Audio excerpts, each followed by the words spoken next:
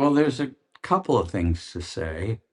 First, when I lived at Wapapong, um, there were the planes that would fly overhead because there was the war in the next province in Cambodia and in the next province in Laos. And I visited the front in Laos. I went to Vietnam during the war, right before I ordained, and went to the monastery of the Coconut Monk, who was this peacemaking monk in the middle of the Mekong Delta with all these monks who had robes that said, "We will fight no more," and helicopter gunships and all of that stuff happening.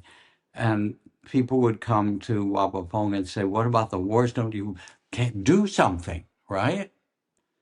And he would say, "Wars come and go. It's part of the nature of suffering and the human mind when we're caught in greed and hatred. We want to make a place of peace so that people are reminded that there's something bigger than the wars that come and go, that there's something timeless that is also possible, that really exists in the human heart."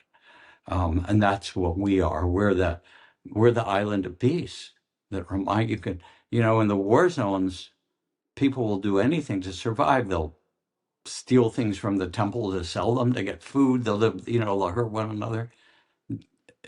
At Wapapong, you could lose your wallet, your gold watch, and someone would find it and put it on the altar and say, "Who lost this?"